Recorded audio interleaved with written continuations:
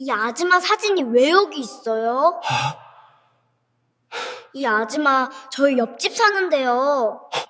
태주의 손에서 국화꽃다발이 바닥으로 떨어졌습니다. 두 눈동자가 굳어지고 심장은 멈추는 듯 했죠. 사진 속 그녀는 7년 전 사망한 태주의 아내였어요.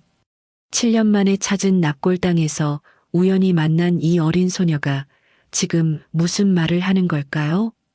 진짜로 아내가 살아있는 걸까요? 그는 전혀 알지 못했습니다. 7년간의 진실이 밝혀지는 순간 그의 인생이 송두리째 뒤흔들린다는 것을요. 사연 시작 전 구독과 좋아요를 눌러주시고 어디서 듣고 계신지 댓글 남겨주시면 그곳으로 행운이 가득 깃들기를 바라겠습니다. 지연아, 7년 만이네. 태주의 낮고 떨리는 목소리가 조용한 납골당에 울려 퍼졌습니다. 오늘은 아내 지연의 7주기였죠. 그의 손에는 국화꽃 한 다발이 들려 있었어요. 납골당 3층, 가장 햇빛이 잘 드는 자리. 그곳에 지연의 사진만 덩그러니 놓여 있었습니다. 시신조차 찾지 못해 유골함은 비어 있었죠. 사진 속 지연은 여전히 환하게 웃고 있었지만 태주의 마음은 찢어지는 듯 아팠습니다. 이제야 다시 제자리로 돌아왔는데 너 없으니 아무 의미가 없어. 태주는 말을 잇지 못하고 고개를 떨구었습니다. 성공했지만 정작 그 성공을 함께 나눌 사람이 없다는 게 얼마나 공허한지 그는 매일 뼈저리게 느끼고 있었으니까요. 그때였습니다. 옆칸에서 작은 발소리가 들려왔죠. 태주가 고개를 돌리자 9살쯤 되어 보이는 소녀가 지연의 사진을 빤히 쳐다보고 있었습니다. 꼬마야, 너는 누구니? 왜 여기 있니? 태주는 조심스럽게 물었습니다. 이런 이른 시간에 아이 혼자 납골당에 있다는 게 이상했거든요. 소녀는 태주를 올려다보며 무심하게 대답했습니다. 저는 부모님 기일이라 왔는데요. 아저씨, 이 아줌마 아세요? 태주의 심장이 쿵 내려앉았습니다. 아이가 가리키는 건 분명 지연의 사진이었죠. 이분은 내 아내야. 7년 전에 돌아가셨어. 그 순간 소녀의 다음 말에 태주는 그 자리에서 얼어붙고 말았습니다. 아닌데요? 이 아줌마 저희 옆집 사는데요. 태주의 눈동자가 크게 흔들렸습니다. 무릎이 휘청거렸고 납골당의 차가운 바닥이 빙글빙글 도는 것 같았죠. 뭐라고? 그럴 리가. 목소리가 떨려 제대로 말이 나오지 않았습니다. 아이가 장난치는 건가 싶어 다시 한번 지연의 사진을 바라봤지만 소녀의 표정은 너무나 진지했죠. 진짜예요. 저를 딸처럼 키워주시는 걸요. 진짜 이 사진이랑 똑같이 생겼어요. 소녀의 또랑또랑한 목소리가 납골당의 정적을 깨뜨렸습니다. 태주는 벽에 기대지 않으면 쓰러질 것 같았죠. 뭐라고? 다시 한 번만 말해봐. 태주의 목소리는 간신히 짜낸 듯 갈라졌습니다. 45년 인생에서 이런 충격은 처음이었으니까요. 소녀는 고개를 갸웃거리며 천진난만하게 말했습니다. 이 아줌마요. 저희 옆집에 살아요. 손이 거칠어지셨지만 얼굴은 정말 이 사진이랑 똑같아요. 아줌마가 가끔 누군가 그리워하는 것 같긴 한데. 태주는 아이의 어깨를 붙잡았습니다. 손이 떨려서 제대로 힘 조절이 되지 않았죠. 정말이니? 정말 이 사람이랑 똑같이 생겼어? 네, 맞아요. 아줌마는 저한테 정말 잘해주세요. 작년에 부모님이 돌아가셨을 때도 아줌마 안 계셨으면 저는. 소녀의 눈가가 촉촉해졌습니다. 태주는 아이를 놓아주고 한 발짝 뒤로 물러났죠. 머릿속이 하얗게 변했습니다. 7년 동안 죽은 줄만 알았던 아내가 살아있다니. 너희 집이 어디니? 아저씨를 데려다 줄 수 있겠니? 태주의 목소리에는 간절함이 묻어났습니다. 혹시라도 아이가 거절할까봐 조바심이 났죠. 소녀는 망설임 없이 고개를 끄덕였습니다. 그럼요. 아줌마도 항상 누군가를 기다리는 것 같았는데 아저씨가 그 사람인가 봐요. 태주는 소녀를 따라 낙골당을 나섰습니다. 차로 향하는 그의 발걸음은 급했지만 동시에 무거웠죠. 정말 지연이 맞을까? 살아있다면 왜 7년 동안 연락 한 번 없었을까? 수많은 의문이 머릿속을 가득 채웠습니다. 태주는 검은색 벤치에 소녀를 태우고 떨리는 손으로 시동을 걸었습니다. 내비게이션에 주소를 입력하니 남은 시간 30분이라는 글자가 화면에 떠올랐죠. 그는 깊게 숨을 들이쉬고 천천히 차를 출발시켰습니다. 백미러로 본 납골당은 점점 멀어졌고 그의 가슴은 점점 더 빠르게 뛰기 시작했죠. 아저씨, 괜찮으세요? 조수석에 앉은 소녀가 걱정스럽게 물었습니다. 태주의 손은 핸들을 잡은 채 미세하게 떨리고 있었거든요. 응, 괜찮아. 하지만 전혀 괜찮지 않았습니다. 심장이 불규칙하게 뛰었고 숨이 짧게 끊겼죠. 창밖으로 스쳐 지나가는 풍경이 흐릿하게 보였어요. 그리고 그 순간 7년 전의 기억이 봉인이 풀린 듯 한꺼번에 밀려들었습니다. 사무실이 떠올랐어요. 그날 아침 전화벨이 쉴 새 없이 울렸죠. 비서가 창백한 얼굴로 달려왔습니다. 회장님, 대로건설에서 계약 취소 통보가 왔습니다. 뭐라고? 채 일어서기도 전에 또 다른 전화가 울렸습니다. 이번엔 한성물산이었죠. 그들도 계약을 파기한다고 했습니다. 마치 약속이라도 한 듯 거래처들이 줄줄이 등을 돌렸습니다. 회의실에 모인 임원들의 표정은 참담했습니다. 김 부장이 떨리는 목소리로 물었죠. 정말 끝난 겁니까? 태주는 아무 말도 하지 못했습니다. 10년 동안 피땀 흘려 키운 회사가 단 한 달 만에 무너지고 있었으니까요. 모두가 떠난 빈 회의실에서 그는 서류 더미를 껴안고 머리를 감싸쥐었습니다. 그때 휴대폰이 울렸습니다. 화면에 뜬 이름을 보자 태주의 얼굴이 굳었죠. 최진철, 경쟁사 미래그룹의 회장이었습니다. 여보세요. 한 사장, 어때? 이제 정신이 좀 들어? 전화기 너머로 들려오는 비웃음 섞인 목소리. 태주는 이를 악물었습니다. 당신이 한 짓이군. 짓이라니, 그렇게 말하면 서운하지. 난 그저 시장 원리에 따랐을 뿐이야. 최진철의 고급 사무실이 눈앞에 그려졌습니다. 분명 그는 지금 거만하게 다리를 꼬고 앉아 있겠죠. 한 사장, 아직 늦지 않았어. 기술만 넘겨. 내가 버틸 힘 있어? 절대 안 돼. 태주가 단호하게 거절하자 전화기 너머에서 한숨 소리가 들렸습니다. 그럼 내 회사 오늘로 끝이야. 잘 생각해봐. 가족도 있잖아. 전화가 끊겼습니다.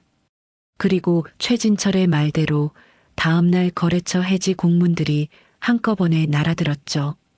며칠 후 공장 대문에는 큰 빨간 글씨로 압류 딱지가 붙었습니다.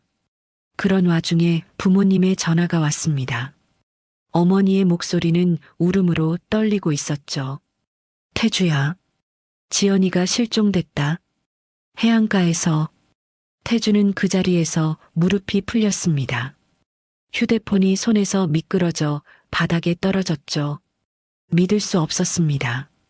아니, 믿고 싶지 않았습니다. 바닷가로 달려간 그날 밤이 선명하게 떠올랐어요. 차가운 바닷바람, 거센 파도 소리, 그리고 모래사장에 덩그러니 놓인 지연의 신발 한 짝. 분홍색 운동화였죠. 지연이 가장 아끼던 것이었습니다. 지연아, 지연아. 목이 찢어지도록 소리쳤지만 대답은 없었습니다. 손전등을 들고 해안가를 뒤졌지만 아내의 흔적은 그 신발 하나뿐이었죠. 태주는 신발을 가슴에 끌어안고 모래사장에 주저앉아 울부짖었습니다. 수색은 일주일 동안 계속됐습니다. 해경, 구조대, 수색경까지 동원됐지만 아무것도 찾을 수 없었죠. 시신도 단서도 없었습니다. 지연은 그렇게 바다에 삼켜진 것처럼 사라졌어요. 빈소를 차렸지만 관은 비어 있었습니다. 사진만 덩그러니 놓여 있었죠. 그때 누군가 다가왔어요. 최진철이 보낸 비서였죠. 한 사장님, 애도를 표합니다. 비서는 검은 서류 봉투를 태주 앞에 툭 내려놓았습니다. 회장님께서 마지막 기회를 주신다고 하셨습니다. 헐값에라도 기술 넘기시죠. 장례비라도 필요하시잖아요. 태주는 천천히 고개를 들었습니다. 분노로 눈이 충혈되어 있었지만 현실은 너무나 참담했죠. 통장에는 장례비조차 없었고 빚쟁이들은 빈소까지 찾아왔습니다. 떨리는 손으로 서류를 펼쳤습니다. 10년 동안 개발한 기술을 헐값에 넘기는 계약서였죠. 태주는 피가 날 정도로 입술을 깨물었습니다. 그리고 도장을 찍었습니다. 잉크가 종이에 번지는 순간 태주는 모든 것을 잃었다는 걸 깨달았습니다. 회사도 아내도 자존심도. 그 후에 7년은 지옥 같았습니다. 허름한 원룸에서 시작했죠. 겨울엔 보일러도 제대로 돌리지 못해 입김이 하얗게 나왔습니다. 책상 위엔 새로운 기술 설계도가 쌓여갔지만 투자자를 찾기는 하늘의 별 따기였죠. 안 사장? 그 사람 망했잖아. 안 돼. 하지만 태주는 포기하지 않았습니다. 아니, 포기할 수 없었죠. 지연에 대한 그리움과 최진철에 대한 복수심이 그를 버티게 했으니까요. 시간이 지나고 드디어 기회가 왔습니다. 작은 벤처 투자사에서 그의 새로운 기술에 관심을 보인 거죠. 태주는 떨리는 손으로 시제품을 들고 프레젠테이션을 했습니다. 그 후 투자자들의 눈빛이 달라졌습니다. 연이어 계약서에 도장을 찍는 순간 태주의 손은 여전히 떨렸지만 눈빛은 살아있었죠. 태주는 다시 일어섰습니다.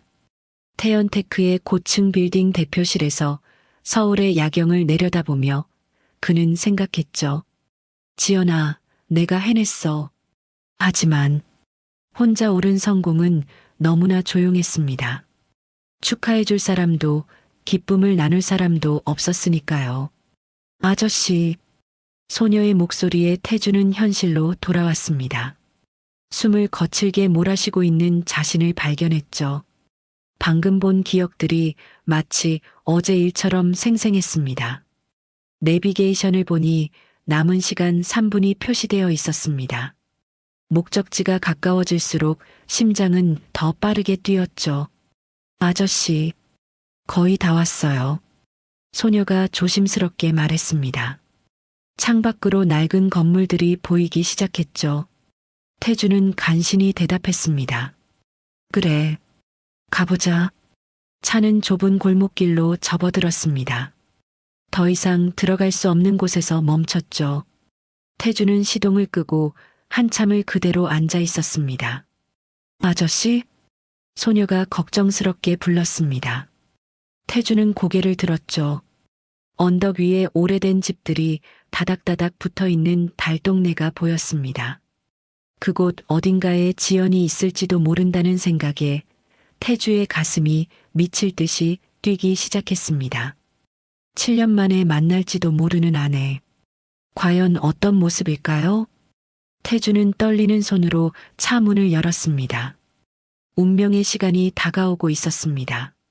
태주는 떨리는 다리로 가파른 계단을 올랐습니다. 소녀가 앞장서서 길을 안내했죠. 낡은 시멘트 계단에는 곳곳에 금이 가 있었고 녹슨 난간이 위태롭게 흔들렸습니다. 저기에요. 소녀가 손가락으로 위쪽을 가리켰어요. 드디어 골목 끝에 도착했습니다. 소녀는 파란색 대문 앞에서 멈춰섰죠. 저희 집은 여기예요. 아줌마는 옆집에 살아요. 소녀가 바로 옆에 회색 대문을 가리켰습니다. 페인트가 군데군데 벗겨진 오래된 철제 대문이었죠. 태주의 시선이 그 문에 고정됐습니다. 저 안에 정말 지연이 있을까요? 소녀는 태주의 표정을 살피다가 조용히 말했습니다. 아저씨, 천천히 이야기하세요. 아줌마도 많이 놀라실 거예요. 그리고는 자기 집으로 들어가려다 잠시 멈췄습니다. 아줌마는 정말 좋은 분이에요. 그동안 많이 힘드셨을 거예요. 소녀는 마지막으로 격려의 미소를 보내고는 자기 집으로 들어갔습니다. 파란 대문이 닫히는 소리가 골목에 울렸죠. 이제 태주는 혼자였습니다. 회색 대문 앞에 홀로 서서 그는 떨리는 손을 주먹 쥐었다 폈다를 반복했습니다. 7년. 그 긴 시간이 이 문 하나를 사이에 두고 압축되어 있었습니다. 태주는 깊게 숨을 들이쉬었습니다. 하지만 심장 박동은 전혀 진정되지 않았죠. 오히려 더 빨라졌습니다.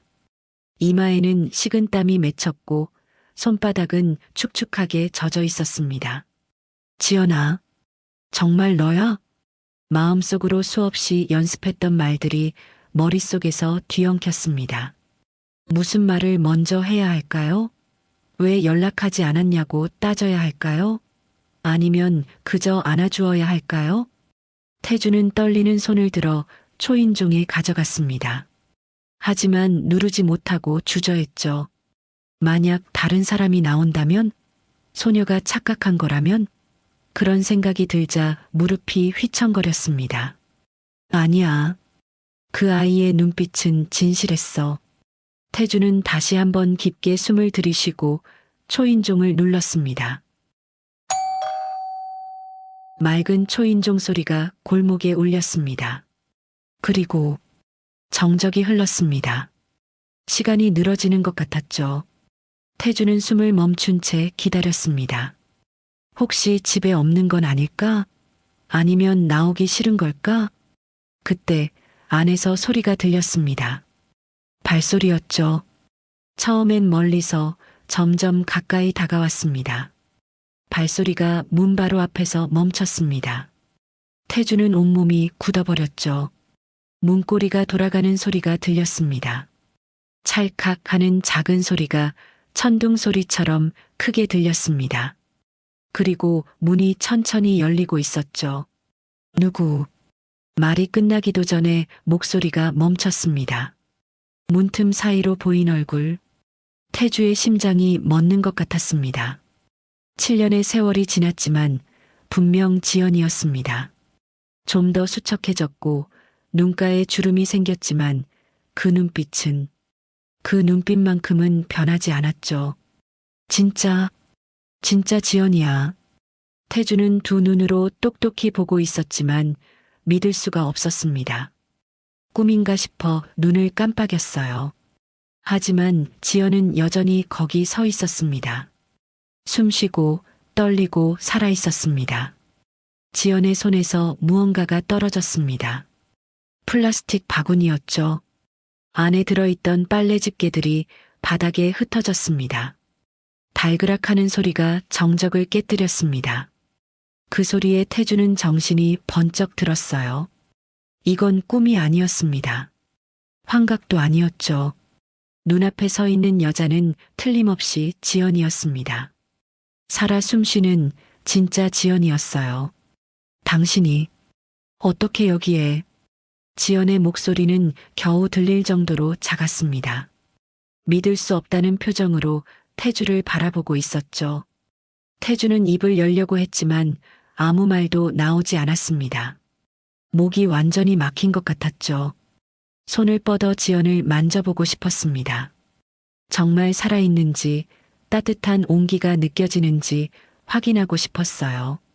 하지만 손이 떨려서 움직일 수가 없었습니다. 지연의 눈에서 눈물이 흘러내리기 시작했습니다. 그녀는 손으로 입을 막았지만 흐느낌을 참을 수 없었습니다. 미안해요. 미안해. 그 목소리. 7년 동안 그리워했던 바로 그 목소리였습니다. 태주의 가슴이 무너져 내렸어요. 지연은 계속 같은 말만 반복했습니다. 다리에 힘이 풀렸는지 문틀을 잡았다가 그대로 주저앉았죠. 그제야 태주도 움직일 수 있었습니다. 반사적으로 손을 뻗어 지연을 잡으려 했지만 막상 닿으려는 순간 망설여졌어요. 혹시라도 손을 뻗는 순간 사라져버리는 건 아닐까? 그런 두려움이 밀려왔습니다. 하지만 지연은 사라지지 않았습니다. 바닥에 주저앉은 채 울고 있었죠. 지연아. 겨우 이름을 부를 수 있었습니다. 7년 만에 부르는 아내의 이름. 그 한마디에 담긴 그리움과 원망, 사랑과 안도가 뒤섞여 있었죠. 지연은 바닥에 앉은 채 울음을 멈추지 못했습니다.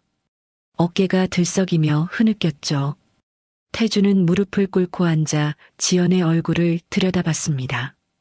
가까이서 본 지연의 얼굴에는 세월의 흔적이 역력했습니다. 한때 하얗고 고왔던 손은 거칠어져 있었고 손톱 밑에는 때가 끼어 있었죠. 낡은 티셔츠와 헐렁한 바지. 7년 전 항상 단정했던 지연의 모습은 어디에도 없었습니다. 하지만 분명 지연이었습니다. 이 사람은 자신의 아내였습니다. 살아있었어. 태주의 목소리가 떨렸습니다. 질문이 아니었어요. 확인이었습니다. 눈으로 보고 귀로 듣고 이제 믿을 수밖에 없는 사실이었죠. 정말 살아있었던 거야. 태주는 떨리는 손을 들어 지연의 뺨에 살짝 댔습니다. 따뜻했어요. 눈물로 젖어 있었지만 분명히 따뜻한 온기가 느껴졌습니다. 왜 이렇게 살고 있어? 분노인지 슬픔인지 구분할 수 없는 감정이 북받쳐 올랐죠. 지연은 한참을 울다가 겨우 몸을 일으켰습니다. 떨리는 손으로 눈물을 닦으며 말했죠. 안으로 들어와요. 여기서 이러고 있을 순 없잖아요. 태주는 천천히 일어섰습니다. 지연이 돌아서서 집 안으로 들어가는 모습을 보며 그는 또다시 가슴이 아팠습니다. 늘 곧았던 지연의 어깨가 축 처져 있었거든요. 집 안으로 들어서자 좁고 낡은 공간이 눈에 들어왔습니다. 벽지는 곳곳이 들떠 있었고 가구들은 하나같이 오래되어 보였죠. 지연은 태주의 모습을 다시 한번 훑어봤습니다. 최고급 수트, 명품 시계, 흐트러짐 없는 헤어스타일. 7년 전 빚쟁이들에게 쫓기던 그 사람이 아니었어요. 성공했구나. 정말 다시 일어섰어. 가슴 한쪽이 뜨거워졌습니다. 자신이 떠난 이유가 헛되지 않았다는 안도감. 하지만 동시에 쓰라린 아픔도 밀려왔죠. 자신은 이렇게 초라한 모습인데 남편은 여기 앉아요. 지연이 작은 탁자를 가리켰습니다. 의자는 2개뿐이었는데 하나는 다리가 흔들거렸죠. 태주는 조심스럽게 앉았습니다. 지연이 부엌으로 가서 물을 끓이기 시작했습니다. 손이 떨려서 주전자를 제대로 잡을 수가 없었어요. 컵을 꺼내면서 생각했습니다. 이제 말해야 해. 더 이상 숨길 수 없어. 7년 동안 비밀로 간직했던 그날의 일. 혼자 짊어지고 살아온 무게. 이제는 내려놓을 때가 온 것 같았습니다. 아니, 내려놓아야 했어요.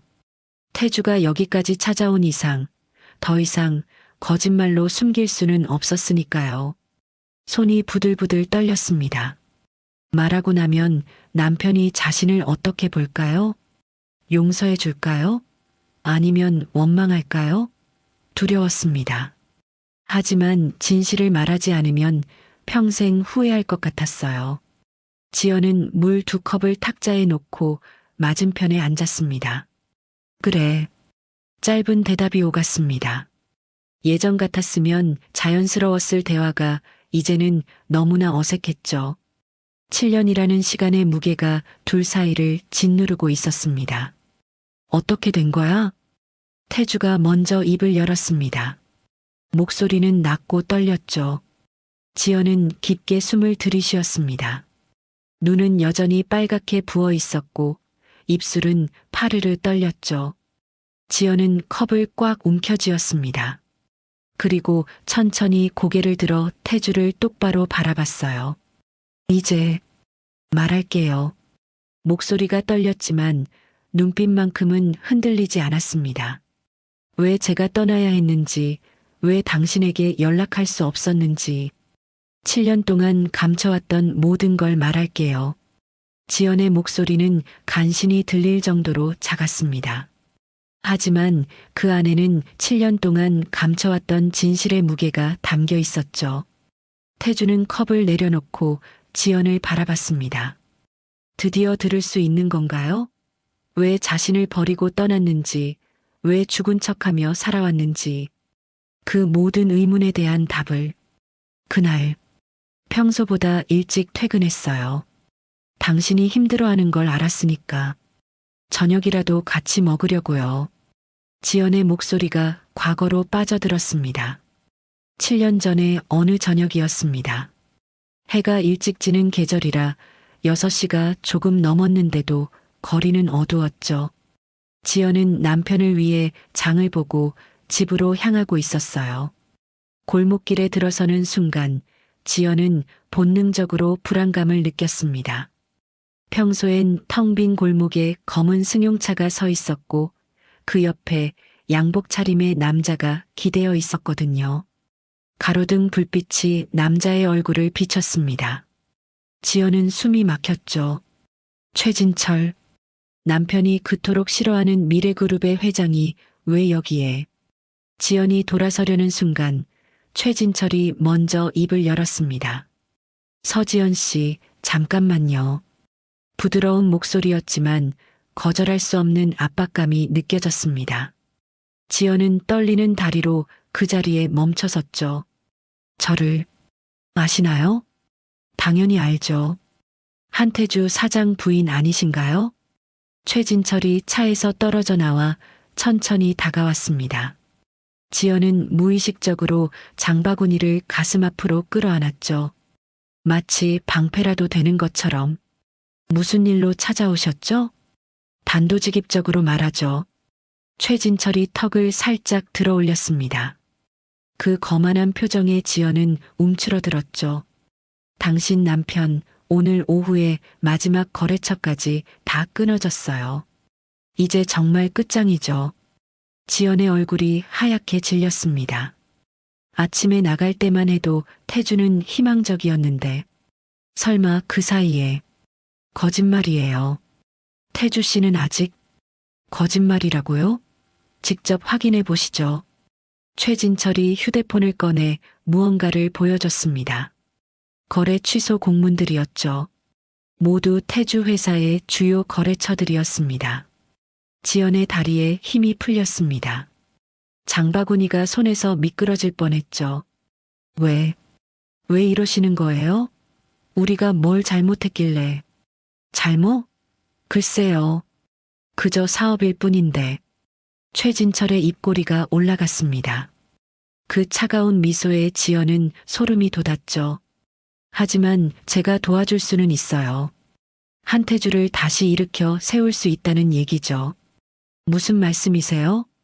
지연이 떨리는 목소리로 물었습니다. 최진철은 한 걸음 더 가까이 다가왔죠. 지연은 뒷걸음질 쳤지만 이미 벽에 등이 닿아 있었습니다. 그 사람이 가진 기술 있잖아요. 그거 제가 사주겠다는 겁니다. 괜찮은 가격이에요. 빚도 다 갚고 새 출발할 수 있을 정도로. 태주 씨는 절대 안 팔 거예요. 그건 10년 동안의 심혈을. 그래서 문제죠. 최진철의 목소리가 갑자기 차가워졌습니다. 당신 남편 끝까지 버틸 거예요. 자존심 때문에. 그리고 그는 잠시 멈췄다가 지연을 똑바로 바라봤습니다. 당신 때문에요. 네. 사랑하는 아내가 있으니까 버티는 거예요. 아내와 가정을 지켜야 한다는 책임감 때문에 무리하게 버티다가 결국. 최진철이 의미심장하게 말끝을 흐렸습니다. 지연의 가슴이 철렁 내려앉았죠. 버티다가 완전히 무너지면 그땐 아무도 못 살려요. 그런데 지금 포기하고 저와 거래하면 최소한 재기할 기회는 있죠. 그래서 제가 뭘 어떻게 하라는 거예요? 지연의 목소리에 절망감이 묻어났습니다. 최진철은 주머니에서 검은색 명함을 꺼냈죠. 당신이 사라지면 돼요. 뭐라고요? 들으신 대로예요. 한태주 곁에서 당신이 사라지면 그는 더 이상 버틸 이유가 없어질 거예요. 최진철이 명함을 지연 쪽으로 내밀었습니다. 지연은 믿을 수 없다는 표정으로 그를 바라봤죠. 미친 소리. 어떻게 그런 생각을? 미친 소리가 아니에요. 가장 확실한 방법이죠. 명함이 지연의 발 앞에 떨어졌습니다. 이 사람이 다 알려줄 거예요. 어떻게 해야 하는지. 전절대. 태주 씨를 떠날 수 없어요. 지연이 단호하게 거부했지만 최진철은 동요하지 않았습니다. 그럼 같이 망하는 수밖에요. 빚쟁이들한테 시달리다가 결국. 아, 맞다. 최진철이 무언가 생각난 듯 덧붙였습니다. 한태주 같은 사람은 자존심 때문에라도 위험한 선택을 할 수도 있겠네요. 사업 실패에 아내까지 고생시킨다는 죄책감. 견딜 수 있을까요? 지연의 얼굴에서 핏기가 싹 빠졌습니다. 태주의 성격을 생각하니 충분히 가능한 일이었죠. 그는 늘 자신 때문에 다른 사람이 피해보는 걸 견디지 못했으니까요. 시간이 많지 않아요. 내일 모레면 법원에서 압류영장 나올 겁니다. 최진철이 차로 돌아가며 마지막으로 말했습니다. 한태주를 살리고 싶으면 현명한 선택하세요. 검은 승용차가 골목을 빠져나갔습니다. 지연은 그 자리에 주저앉았죠. 다리에 힘이 없어서 더는 서 있을 수가 없었습니다. 바닥에 떨어진 검은 명함이 눈에 들어왔습니다. 박준서라는 이름과 전화번호만 적힌 단순한 명함이었죠. 지연은 떨리는 손으로 그것을 집어들었습니다. 집으로 돌아온 지연은 밤새 잠을 이루지 못했습니다. 태주는 회사 일로 들어오지 못했고 새벽에 문자 한 통만 왔죠. 미안해. 오늘도 못 들어가. 걱정하지 마. 다 잘 될 거야. 사랑해. 그 짧은 문자를 읽으며 지연은 눈물을 흘렸습니다. 다 잘 될 거야라는 말이 너무나 아팠죠. 이미 모든 게 무너지고 있는데 태주는 아직도 희망을 버리지 못하고 있었으니까요. 지연은 떨리는 손으로 답장을 썼다가 지우기를 반복했습니다. 나도 사랑해, 힘내, 모든 게 잘 될 거야. 어떤 말도 위로가 되지 않을 것 같았죠. 결국 지연은 짧게 답장을 보냈습니다. 나도 사랑해요. 그리고는 베개에 얼굴을 묻고 소리 없이 울었습니다. 사랑하는 사람을 위해 무엇을 해야 할지 그녀는 이미 마음속으로 결정하고 있었으니까요. 현재로 돌아온 지연은 눈물로 젖은 얼굴을 들었습니다. 그날 밤 정말 미칠 것 같았어요. 당신을 살리려면 제가 사라져야 한다니. 그런 선택을 해야 한다니. 태주는 아내의 떨리는 어깨를 바라보며 주먹을 꽉 쥐었습니다. 최진철. 그 이름이 뇌리에 깊이 각인되었죠. 7년 전 모든 비극의 시작은 바로 그 남자였습니다. 지연은 잠시 말을 멈추고 깊게 숨을 들이쉬었습니다. 그리고 이어지는 지연의 말은 태주가 상상하던 비극보다 훨씬 더 잔혹한 진실이었어요. 최진철을 만난 후 며칠 동안 정말 지옥 같았어요. 그날 밤부터 지연은 제대로 잠을 이루지 못했습니다. 눈을 감으면 최진철의 차가운 눈빛이 떠올랐고 태주가 무너지는 모습이 악몽처럼 나타났죠. 침대 옆 탁자에는 검은색 명함이 놓여 있었습니다. 박준서라는 이름이 적힌 그 명함을 지연은 수십 번도 넘게 집어들었다가 내려놓기를 반복했어요. 태주 씨에게 말해야 하는데. 지연은 떨리는 손으로 휴대폰을 들었습니다. 태주의 번호가 화면에 떴지만 통화 버튼을 누를 수가 없었죠. 내가 말하는 순간 그 사람은 최진철과 싸우려 들 거야. 그럼 더 큰 피해가. 결국 지연은 휴대폰을 내려놓았습니다. 이미 벼랑 끝에 선 태주에게 이런 일까지 알리면 그는 분노로 무모한 짓을 할지도 모릅니다. 사흘째 되는 날 아침, 지연은 결심했습니다. 거울에 비친 자신의 모습은 초췌했죠. 눈 밑에는 다크서클이 짙게 내려앉아 있었고 입술은 바싹 말라 있었어요. 떨리는 손으로 명함의 번호를 눌렀습니다. 신호음이 2번 울리고 낯선 남자의 목소리가 들렸죠. 여보세요. 저 서지연입니다. 최진철 회장님이. 기다리고 있었습니다. 오늘 오후 3시 강변북로 근처 찻집으로 오세요. 전화는 일방적으로 끊겼습니다. 지연은 한참을 멍하니 휴대폰을 바라봤죠. 오후 3시 약속 장소에 도착한 지연을 맞은 건 회색 정장의 중년 남자였습니다. 무표정한 얼굴에 차가운 눈빛. 박준서라고 자신을 소개한 그는 지연을 구석 자리로 안내했어요. 결심하신 건가요? 단도직입적인 질문에 지연은 고개를 숙였습니다. 남편을 정말 살릴 수 있나요? 최 회장님이 약속하신 건 지키실 겁니다. 당신이 사라지면 한태주 사장은 기술을 넘기고 재기할 기회를 얻게 되죠. 브로커는 서류 가방에서 몇 장의 문서를 꺼냈습니다. 방법은 간단합니다. 실종으로 처리하는 거죠. 자살로 추정되도록 흔적을 남기고요.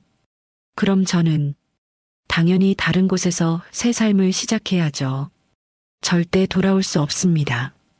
죽은 사람이니까요. 지연의 눈에서 눈물이 흘렀습니다. 브로커는 무심하게 말을 이었죠. 시부모님의 협조가 필요합니다.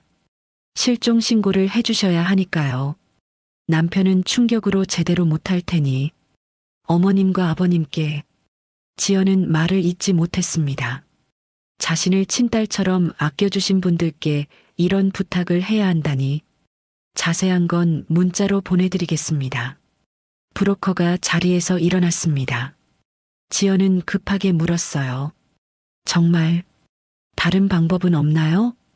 브로커는 잠시 멈춰서서 뒤돌아봤습니다. 있었다면 여기 왜 왔겠습니까? 그 말을 끝으로 브로커는 사라졌습니다. 지연은 홀로 남아 한참을 울었죠. 며칠 후 깊은 새벽, 지연은 작은 가방 하나를 들고 집을 나섰습니다. 태주는 여전히 회사에서 밤을 새우고 있었죠. 현관문을 나서며 지연은 뒤를 돌아봤습니다. 다시는 돌아올 수 없는 집이었어요. 시부모님 댁까지 가는 길이 이렇게 멀게 느껴진 적은 없었습니다. 새벽 공기는 차가웠지만 지연의 이마에는 식은땀이 맺혔죠. 초인종을 누르자 잠시 후 불이 켜졌습니다. 문을 열어준 시어머니는 새벽에 찾아온 며느리를 보고 놀랐죠. 지연아, 이 시간에 무슨 일이니? 시어머니는 며느리의 창백한 얼굴을 보자마자 뭔가 심상치 않음을 느꼈습니다. 왜 이렇게 야위었니? 무슨 일 있었어? 어서 들어와. 거실로 들어가자 시아버지도 나왔습니다. 두 분의 걱정스러운 눈빛에 지연의 가슴이 찢어질 것 같았죠. 부모님이 없던 지연에게 시부모님은 진짜 부모나 다름없었으니까요. 어머님, 아버님 드릴 말씀이 있어요. 지연의 떨리는 목소리에 시부모님의 표정이 굳어졌습니다. 무슨 일인데 그러니? 태주는 알고 있니? 시아버지의 물음에 지연은 고개를 저었습니다. 그리고 떨리는 목소리로 최진철과의 만남, 그가 한 협박, 그리고 브로커의 제안까지 모두 털어놓았어요. 시어머니의 얼굴이 점점 창백해졌습니다. 시아버지는 주먹을 꽉 쥐며 분노했죠. 그 나쁜 놈, 당장 경찰에 신고하자. 우리가 함께 맞서면. 안 돼요, 아버님. 지연이 급하게 말을 막았습니다. 최진철은 태주 씨의 모든 걸 알고 있어요. 회사 일정, 거래처 정보, 심지어 집 비밀번호까지. 그가 마음먹으면 언제든 태주 씨를 해칠 수 있어요. 그래도 내가 죽은 척까지 해야 한단 말이니? 시어머니가 울먹이며 물었습니다. 지연은 무릎을 꿇고 앉았죠. 어머님, 아버님, 부탁드려요. 제가 사라져야 태주 씨가 삽니다. 그래야 최진철이 손을 떼고 태주 씨가 다시 일어설 수 있어요. 안 돼. 그건 안 돼. 시어머니가 지연의 손을 꽉 잡으며 울음을 터뜨렸습니다. 우리가 지켜줄게. 내가 왜 그런 희생을. 어머님, 지연도 눈물을 흘렸습니다. 저도 부모님이 안 계셔서 혼자였잖아요. 그런절 어머님과 아버님이 친딸처럼 아껴주셨죠. 이 은혜를 어떻게 갚아야 할지. 시아버지가 털썩 주저앉으며 머리를 감싸쥐었습니다. 우리가 힘이 없어서 너까지 이런 고생을. 아니에요, 아버님. 이건 제 선택이에요. 사랑하는 사람을 위한 선택이에요. 지연은 눈물로 얼룩진 얼굴을 들고 간절히 부탁했습니다. 제가 실종되면 그때 신고해 주세요. 그리고 태주 씨에겐 절대 진실을 말하지 말아주세요. 제발. 시부모님은 며느리의 손을 잡고 한참을 울었습니다. 자식 같은 며느리를 이렇게 보내야 한다는 게 너무나 가슴 아팠죠. 정말 다른 방법은 없니? 시어머니가 마지막으로 물었습니다. 지연은 슬프게 미소 지으며 고개를 저었어요. 죄송해요, 어머님. 정말 죄송해요.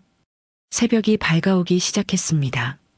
지연은 일어서며 마지막 인사를 했죠. 그동안 정말 감사했어요. 저를 딸처럼 사랑해 주셔서. 지연아. 시어머니가 지연의 팔을 붙잡았습니다. 놓으면 영영 볼 수 없을 것 같아서 손에 힘이 들어갔어요. 그래도 돌아올 수는 있지? 언젠가는 다시 만날 수 있겠지? 지연은 대답하지 못했습니다. 그저 시어머니의 손을 살며시 풀어내고는 고개를 숙여 인사했죠. 어머님, 아버님 건강하세요. 부디 건강하세요. 현관을 나서는 지연의 뒷모습을 시부모님은 멍하니 바라봤습니다. 골목 모퉁이를 돌 때까지 그들은 그 자리에 서서 며느리를 배웅했어요. 우리가 너무 못났구나. 시아버지가 흐느끼며 말했습니다. 시어머니는 남편의 어깨에 기대어 소리 없이 울었죠. 기억에서 빠져나온 지연은 손수건으로 눈물을 닦으며 말했습니다. 그게 제가 어머님, 아버님을 마지막으로 본 날이었어요. 7년이 지난 지금도 두 분 생각하면 가슴이 미어져요. 태주는 아내의 말을 들으며 온몸이 떨렸습니다. 부모님이 그런 비밀을 안고 살아오셨다니 그 고통이 얼마나 컸을까요? 어머니, 아버지, 태주의 목소리가 갈라졌습니다. 모든 것이 자신을 살리기 위한 희생이었다니. 지연은 잠시 눈을 감았다가 다시 뜨며 조심스레 이야기를 계속했어요. 시부모님 집을 나와서 제가 한 일은. 그날 새벽 지연은 시부모님 집을 나서자마자 떨리는 손으로 휴대폰을 꺼냈습니다. 명함에 적힌 번호를 눌렀죠. 여보세요. 박준서 씨죠? 준비됐습니다. 제가 사라지겠습니다. 전화 너머로 들려오는 목소리는 감정이 없었습니다. 오늘 밤 11시 성동구 패창고로 오세요. 주소는 문자로 보내드립니다. 전화가 끊겼습니다. 지연은 한참을 서서 하늘을 올려다봤죠. 별 하나 없는 새벽 하늘이 마치 자신의 미래처럼 캄캄했습니다. 그날 밤 지연은 약속 장소에 도착했습니다. 낡은 창고 건물은 으스스한 기운을 풍기고 있었죠. 안으로 들어가자 박준서가 기다리고 있었습니다. 시간 정확하시네요. 브로커는 지연을 위아래로 훑어봤습니다. 그리고는 사무적인 어조로 말했죠. 이제부터 서지연이라는 사람의 흔적은 이 세상에서 완전히 사라집니다. 이해하셨죠? 지연은 고개를 끄덕였습니다. 브로커가 손을 내밀었죠. 휴대폰 주세요. 지연이 휴대폰을 건네자 브로커는 망설임 없이 바닥에 내려놓고 발로 밟아부쉈습니다. 플라스틱 파편이 사방으로 튀었죠.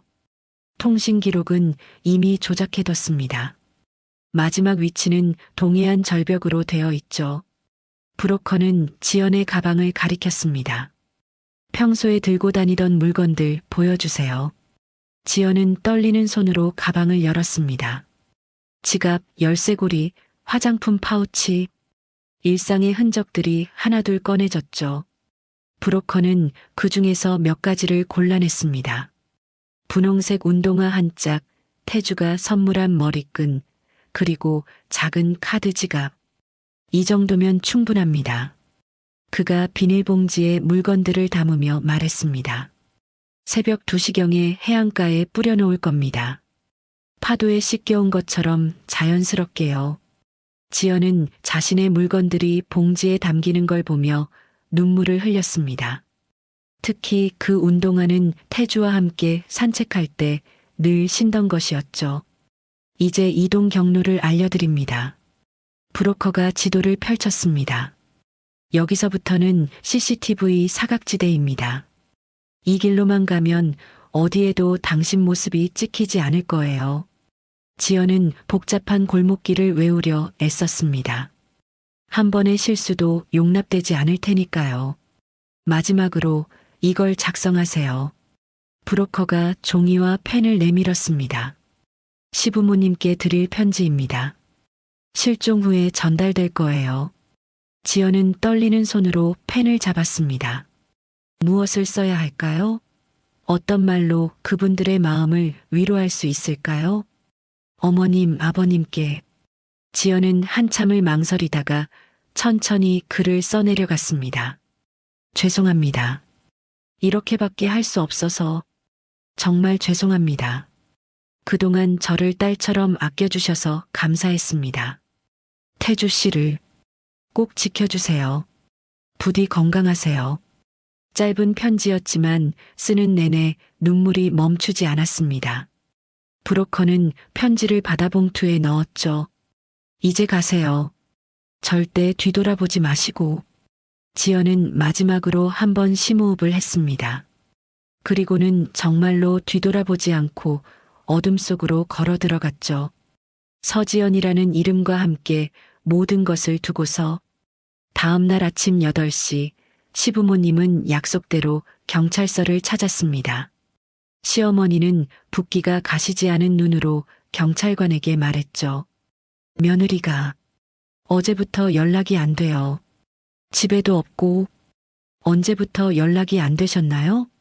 어제 오후부터요. 휴대폰도 꺼져 있고. 시아버지가 떨리는 목소리로 덧붙였습니다. 요즘 아들 회사 일로 스트레스를 많이 받았어요. 혹시나 해서. 경찰은 즉시 실종 신고를 접수했습니다. 그리고 1시간 후 태주에게 전화가 갔죠. 태주는 지방 출장 중이었습니다. 거래처와의 중요한 미팅이 있었지만 전화를 받자마자 모든 걸 취소했죠. 뭐라고요? 지연이가 없어졌다고요? 네, 한태주 씨죠? 부인이 어제부터 실종 상태입니다. 지금 수색 중이니 빨리 오셔야. 태주는 전화를 끊기도 전에 차에 올라탔습니다. 서울까지 3시간. 그 시간이 평생처럼 길게 느껴졌죠. 지연아, 제발. 제발 무사해야 해. 오후 2시 동해안 수색 현장에 도착한 태주는 다리에 힘이 풀렸습니다. 해경과 구조대가 바쁘게 움직이고 있었고 경찰견들이 해안가를 뒤지고 있었어요. 여기서 발견됐습니다. 한 경찰관이 분홍색 운동화 한 짝을 들어 보였죠. 이거 지연이 거예요. 태주의 목소리가 떨렸습니다. 그 운동화는 분명 아내의 것이었죠. 함께 한강을 산책할 때 늘 신던. 그리고 이것도 발견됐습니다. 머리끈과 카드 지갑. 모두 지연의 것이었습니다. 태주는 그 자리에 무릎을 꿇었죠. 안 돼. 이럴 리가 없어. 차가운 모래를 움켜쥐며 태주는 울부짖었습니다. 지연아, 지연아. 목이 찢어지도록 아내의 이름을 불렀지만 돌아오는 건 파도 소리뿐이었습니다.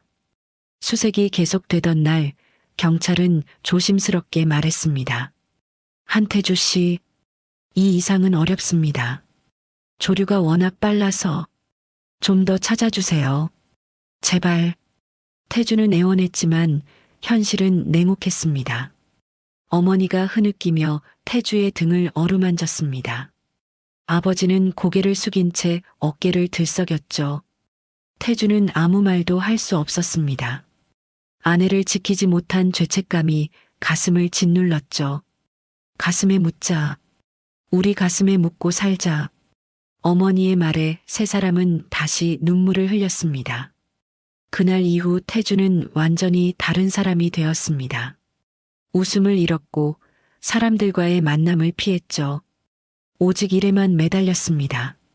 지연에 대한 그리움과 죄책감을 잊으려는 듯이 말을 마친 지연은 손등으로 눈물을 훔치며 태주를 바라봤습니다. 그렇게 저는 이 세상에서 사라진 사람이 되었어요. 당신과 부모님이 얼마나 슬퍼하실지 알면서도 어쩔 수 없었어요. 7년 동안 그녀가 짊어졌던 무게가 어떤 것이었는지 태주는 이제야 깨달았습니다. 태주의 눈에 눈물이 맺혔죠. 그렇게 서지연이라는 이름을 버리고 저는 이 달동네로 왔어요. 지연의 목소리는 조용했지만 그 안에는 7년의 무게가 고스란히 담겨 있었습니다. 7년 전 그날 밤 어둠 속을 걸어 나온 지연은 새벽 첫 차를 타고 서울에서 멀리 떨어진 작은 도시로 향했습니다. 기차 안에서 창밖을 바라보는 내내 그녀는 한 번도 뒤를 돌아보지 않았죠. 돌아보면 무너질 것 같았으니까요. 도착한 곳은 낡은 주택가였습니다. 좁은 골목과 허름한 건물들이 다닥다닥 붙어 있는 달동네였죠. 지연은 부동산도 거치지 않고 그저 골목을 걸으며 방구함이라고 써진 낡은 쪽지를 찾아다녔습니다. 신분증을 요구하지 않는 곳, 보증금이 적은 곳을 찾아야 했으니까요. 3일 만에 겨우 찾은 단칸방은 화장실도 공동이었습니다. 벽지는 곳곳이 들떠 있었고 창문은 제대로 닫히지도 않았죠. 하지만 지연에게는 그것조차 사치였습니다. 방 한 칸에 몸을 숨길 수 있다는 것만으로도 감사했으니까요. 첫날 밤 지연은 빈 방바닥에 앉아 무릎을 껴안았습니다. 창밖으로 보이는 낯선 하늘, 들리지 않는 남편의 목소리. 가슴이 찢어지는 것 같았죠. 당신, 지금 어디 있어요? 얼마나 힘들어하고 있을까? 하지만 눈물은 흘릴 수 없었습니다. 울면 무너질 것 같았으니까요. 지연은 이를 악물고 눈을 감았습니다. 그리고 스스로에게 다짐했죠. 이제 서지연은 없어. 태주 씨를 위해서라도 절대 돌아가면 안 돼. 다음 날부터 지연은 일자리를 찾아다녔습니다. 하지만 신분증 없이 일할 수 있는 곳은 많지 않았죠. 식당 설거지, 건물 청소, 전단지 돌리기. 하루하루 일용직을 전전하며 근근히 살아갔습니다. 어느 날은 새벽 5시부터 저녁 7시까지 식당 주방에서 설거지를 했습니다. 뜨거운 물에 손이 벌겋게 부어올랐고 허리는 끊어질 듯 아팠죠. 하루 일당 5만 원. 지연은 그 돈을 꼭 쥐고 방으로 돌아왔습니다. 이 정도면 한 일주일은 버틸 수 있겠지. 작은 중얼거림이 빈방에 울렸습니다. 혼자 사는 게 이렇게 외로운 줄 몰랐습니다. 말을 걸 사람도 안부를 물어줄 사람도 없었죠. 그렇게 6년이 흘렀습니다. 지연의 삶은 단조로웠습니다. 새벽에 일어나 일하러 가고 저녁에 돌아와 잠드는 것. 그게 전부였죠. 가끔 옆집에서 가족들의 웃음소리가 들리면 지연은 베개에 얼굴을 묻고 소리 없이 울었습니다. 태주 씨는 내가 없어도 잘 지내고 있는 걸까? 밤마다 남편을 떠올렸습니다. 함께 걷던 한강변, 함께 먹던 아침 식사, 함께 웃던 그 시간들. 모두 돌이킬 수 없는 추억이 되어버렸죠. 하지만 돌아갈 수는 없었습니다. 만약 자신이 돌아간다면 남편은 또다시 최진철의 소나기에 들어갈 것입니다. 미안해요, 태주 씨. 이게 당신을 지키는 유일한 방법이에요. 1년 전 봄이었습니다. 지연이 저녁 늦게 일을 마치고 돌아오는데 옆집 문 앞에서 어린 소녀가 쪼그리고 앉아 울고 있었습니다. 9살쯤 되어 보이는 아이였죠. 왜 그래? 다쳤어? 지연이 조심스럽게 물었습니다. 소녀는 눈물 범벅인 얼굴로 지연을 올려다봤어요. 엄마 아빠가 사고 났대요. 병원에 가야 하는데 혼자는 무서워요. 지연의 가슴이 철렁 내려앉았습니다. 어느 병원이야? 아줌마가 같이 가줄게. 지연은 소녀의 손을 잡고 급히 병원으로 향했습니다. 택시비가 아까웠지만 이럴 때가 아니었죠. 병원 응급실은 소란스러웠습니다. 의사와 간호사들이 바쁘게 움직이고 있었고 중환자실 앞에는 보호자들이 불안한 얼굴로 서 있었어요. 보호자 되시나요? 간호사가 다가와 물었습니다. 지연은 잠시 망설였지만 고개를 끄덕였죠. 네, 그렇습니다. 이쪽으로 오세요. 간호사의 안내를 받아 중환자실로 들어갔습니다. 침대 2개가 나란히 놓여 있었고 그 위에는 온몸에 붕대를 감은 부부가 누워 있었죠. 보람이는 침대 사이에서 흐느끼고 있었습니다. 엄마, 아빠. 지연은 가슴이 미어지는 것 같았습니다. 의사가 조용히 다가와 말했어요. 죄송합니다. 최선을 다했지만 너무 큰 사고였습니다. 침대에 누운 보람이의 어머니가 힘겹게 눈을 떴습니다. 지연을 바라보며 간신히 입을 열었죠. 저희 보람이 부탁드려요. 손을 떨며 지연의 손을 잡았습니다. 그 손은 얼음처럼 차가웠어요. 제발 우리 애만 부탁해요. 그 말을 끝으로 어머니의 손에 힘이 풀렸습니다. 옆 침대의 아버지도 이미 숨을 거둔 뒤였죠. 엄마. 보람이의 비명 같은 울음이 중환자실에 울려 퍼졌습니다. 지연은 그 작은 몸을 꼭 껴안았어요. 어떤 말로도 위로가 되지 않을 것 같았지만 그저 안아주는 것밖에 할 수 없었습니다. 장례는 간소하게 치러졌습니다. 친척도 거의 없었고 조문객도 많지 않았죠. 지연은 보람이 옆에서 묵묵히 장례 절차를 도왔습니다. 영정사진 준비하고 문상객들 응대하고 보람이가 절할 때 옆에서 지켜봤죠. 장례를 마친 밤 보람이는 지연의 좁은 방에서 잠들었습니다. 울다 지쳐 쓰러지듯 잠든 아이를 보며 지연은 생각했어요. 이 아이 어떻게 해야 하지? 동사무소에 연락하면 보호시설로 갈 것입니다. 그곳에서 얼마나 외롭게 지낼지 지연은 너무나 잘 알고 있었죠. 자신도 어린 시절 부모님을 잃고 시설에서 자랐으니까요. 안 돼. 이 아이를 그런 곳으로 보낼 순 없어. 다음 날 아침 보람이가 눈을 떴습니다. 붓기가 가시지 않은 눈으로 지연을 바라봤죠. 아줌마, 저 어떡해요? 저 이제 어디로 가야 해요? 지연은 보람이의 손을 꼭 잡았습니다. 보람아, 아줌마랑 같이 살자. 괜찮겠어? 보람이의 눈에서 눈물이 주르륵 흘러내렸습니다. 정말요? 그래. 우리 둘이서 가족이 되는 거야. 보람이는 지연의 품에 안겨 한참을 울었습니다. 지연도 아이의 머리를 쓰다듬으며 눈물을 흘렸죠. 자신과 똑같이 혼자가 된 아이. 외면할 수 없었습니다. 그날부터 두 사람의 생활이 시작됐습니다. 지연은 더 열심히 일했습니다. 아이를 먹여 살려야 했으니까요. 새벽 5시에 일어나 청소 일을 하고 낮에는 식당에서 설거지를, 저녁에는 편의점 야간 알바를 했습니다. 하루에 4시간밖에 못 자는 날도 많았죠. 아줌마, 너무 무리하시는 거 아니에요? 보람이가 걱정스러운 얼굴로 물었습니다. 지연은 웃으며 아이의 머리를 쓰다듬었어요. 괜찮아. 우리 보람이 학교 잘 다니고 밥 잘 먹으면 그게 아줌마 힘이야. 보람이는 지연에게 큰 위로였습니다.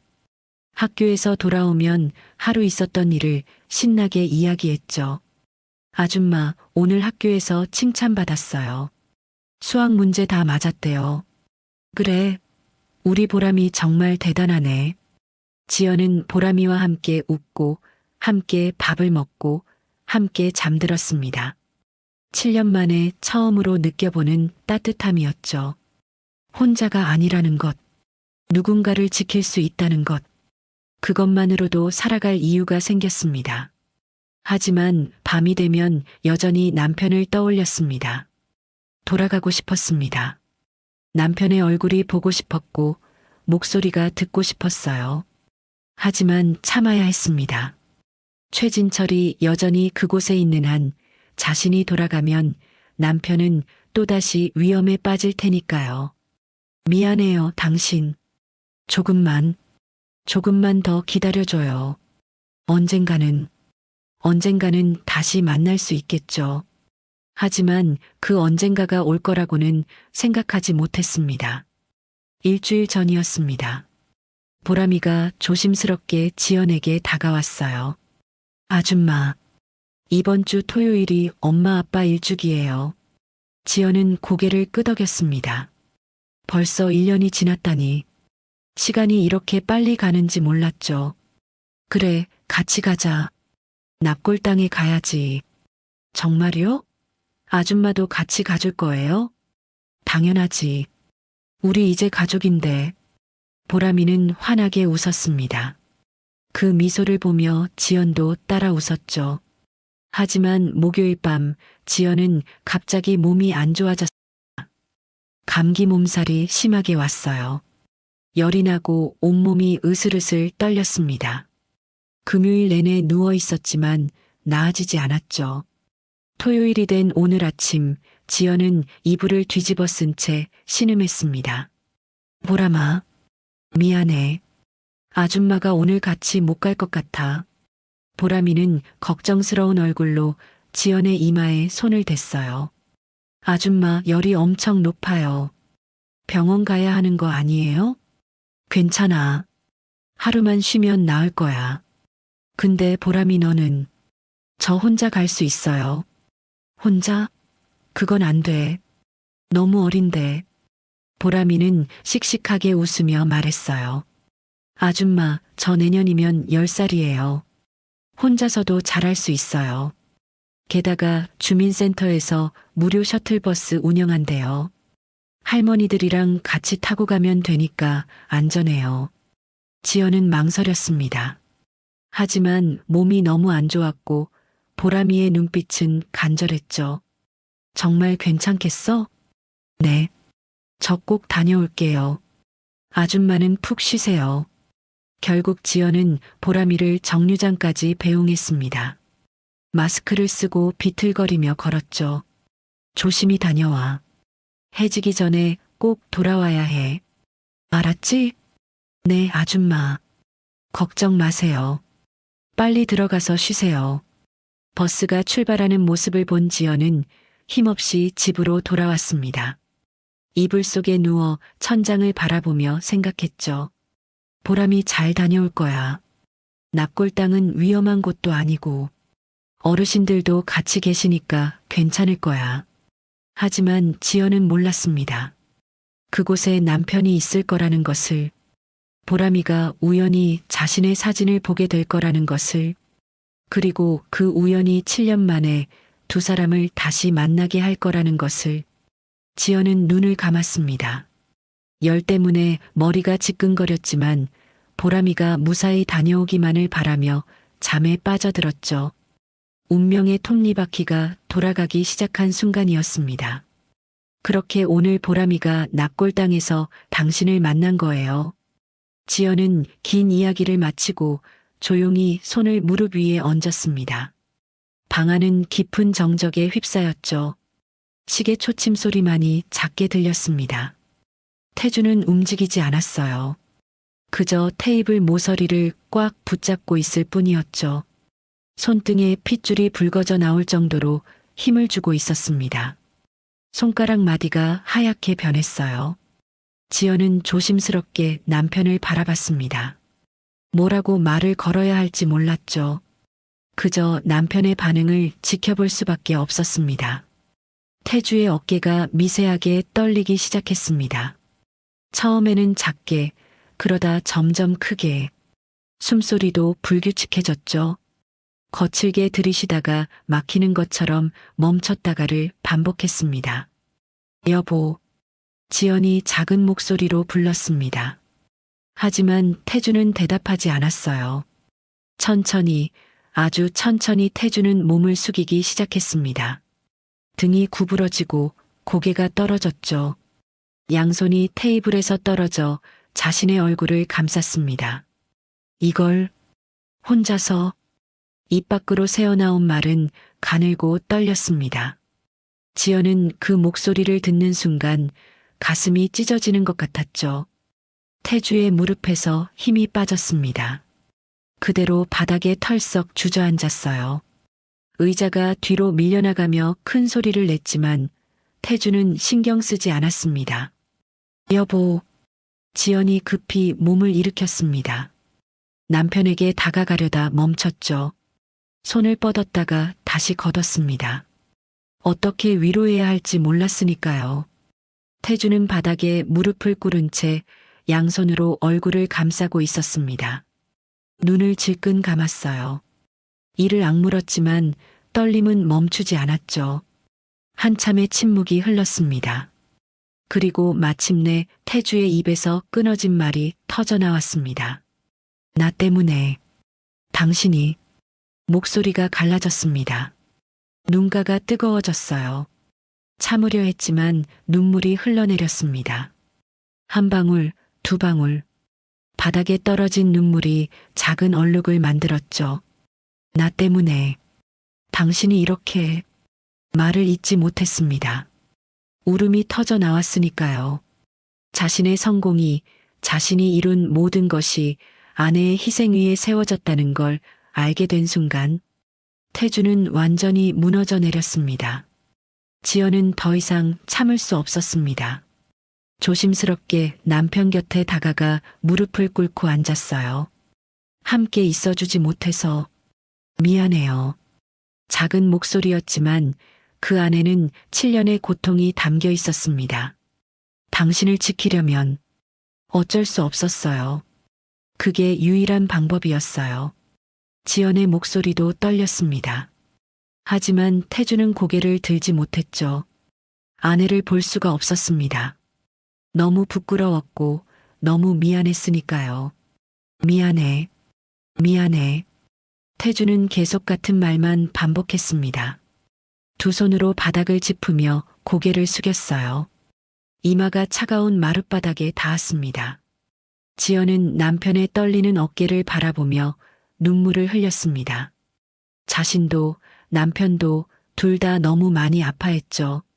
한참이 지나서야 태주는 천천히 고개를 들었습니다. 눈은 빨갛게 충혈되어 있었고 얼굴은 눈물로 범벅이 되어 있었어요. 하지만 그 눈빛에는 무언가 다른 것이 자리 잡기 시작했습니다. 분노였습니다. 깊고 차가운 분노. 태주는 떨리는 손으로 바닥을 짚고 천천히 일어났습니다. 비틀거렸지만 넘어지지 않았죠. 이를 악물고 버텼습니다. 방을 둘러봤습니다. 낡은 벽지, 금이 간 천장, 삐걱거리는 바닥. 아내가 7년 동안 이런 곳에서 살았다는 게 믿기지 않았어요. 눈길이 부엌 쪽으로 향했습니다. 낡은 가스레인지, 녹슨 수도꼭지, 작은 냉장고. 거기에는 김치와 계란 몇 개만 덩그러니 놓여 있었죠. 다시 거실로 시선을 돌렸습니다. 텔레비전도 없었어요.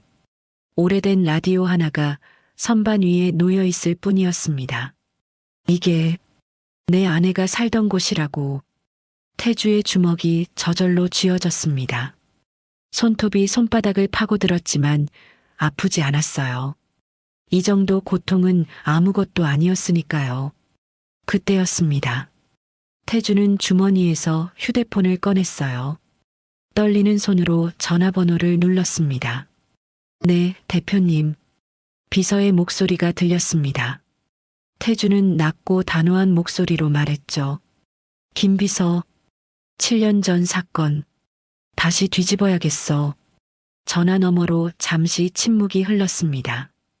비서는 태주의 목소리에서 심상치 않은 기운을 느꼈죠. 어떤 사건 말씀이신지. 최진철. 그 사람이 7년 전에 한 일 있잖아. 전부 다 파헤쳐. 태주의 목소리는 차갑게 가라앉아 있었습니다. 법무팀 총동원해. 그 사람이 나한테 한 일, 내 아내한테 한 일. 하나도 빠짐없이 찾아내. 알겠습니다, 대표님. 즉시 착수하겠습니다. 전화를 끊었습니다. 태주는 휴대폰을 쥔 채 한참을 서 있었죠. 지연은 그런 남편을 바라보다 조용히 일어났습니다. 방 안쪽으로 걸어가 낡은 서랍장 앞에 섰어요. 망설였습니다. 손을 뻗었다가 다시 걷었죠. 숨을 깊이 들이쉬고 다시 손을 뻗었습니다. 서랍을 열었습니다. 오래된 옷가지들 사이로 손을 집어넣어 깊숙한 곳을 더듬었어요.